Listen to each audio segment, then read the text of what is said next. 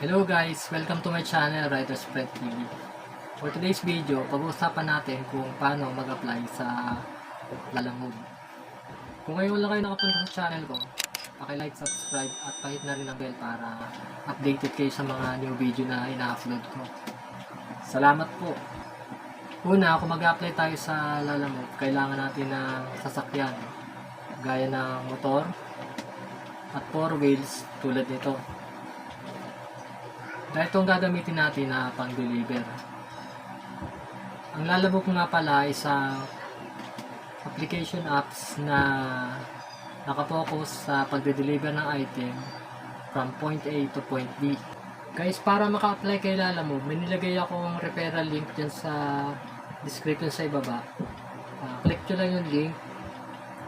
Tapos, pag na-download na yung application ng Lalamove driver, guys, una ay type lang natin ang ating number. Pagkatapos, pag na-type natin yung number, mamimili naman tayo ng ng lugar na kung saan tayo babiyahe.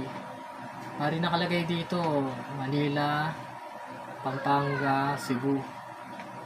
Ilalagay nyo lang kung saan kayong lugar babiyahe. Tapos sa description kung anong sasakyan na gagamitin nyo. Kung motor or 4 wheels, mamimili lang kayo dyan. Pag nakapili na kayo, I agree to Lalamove. Bali, lalagyan mo na siya ng check. Pagkatapos ay click nyo lang yung get started as a driver. Pagkatapos nito ay magpapadala si Lalamove ng code doon sa number na nilagay nyo, 4-digit code. Tapos type nyo lang siya dito. Pag na-type na siya, ita-type nyo naman dito yung yung pangalan nyo. Pag na-type nyo na yung pangalan nyo, maglagay din kayo ng ng email address nyo para may email kayo ni Lalamove kung dun sa ina-apply nyo sa kanila para mapag-email siya sa inyo. Sa step 2 naman natin, tell us about yourself.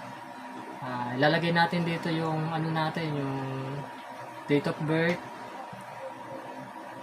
Tapos pag nalagay na natin, lagay natin yung driver license natin. Pag nalagay na natin niya, pindutin na lang natin yung next. Tapos sa step 3 na tayo mga tol. Add vehicle information. Lalagay lang natin dito yung yung plate number ng sasakyan natin. Pag nalagay na natin, click lang uli natin yung next. Mapupunta na tayo sa virtual training ni Lalamove. Click natin yung start. Tapos basahin lang natin yung mga training dito, yung mga process ni Lalamove, kung paano gagawin. Magbasa natin dito lahat yung mga yung topic ni Lalamove tungkol sa kanila pag nag-apply tayo sa kanila. Tapos na tayo madabasa na natin lahat yung virtual training ni Lalamove. Ganito na lalabas. Tapos click lang natin tong yung box na naintindihan natin yung mga binasa natin sa virtual training.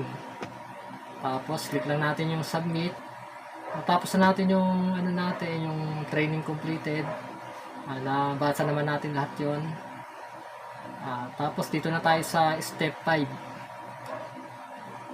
Nakalagay dito yung yung driving license natin. Pag-click natin, bali pipicture na natin yung driver license natin. Kailangan malinaw yung pagkakakuha ng ng driver license natin. Pagkatapos nito, yung natin, yung vehicle official receipt. Pipicturein natin siya, tapos i-upload natin siya. Pag na-upload na natin, dito naman tayo sa vehicle certificate.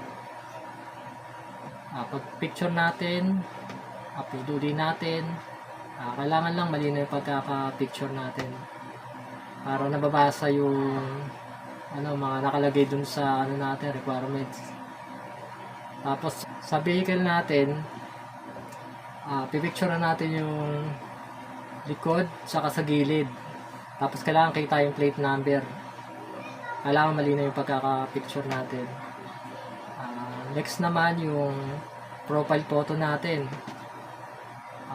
Pipicture tayo ng sarili natin, tapos kailangan wala tayong suot na sombrero. Kailangan di tayo nakasuot ng salamin. Nakasuot tayo dapat ng t-shirt or polo shirt. Pagkatapos natin na upload natin, declare natin yung submit. Pagkatapos nyo na maklik yung submit, ay mag-exam na kayo mga tol.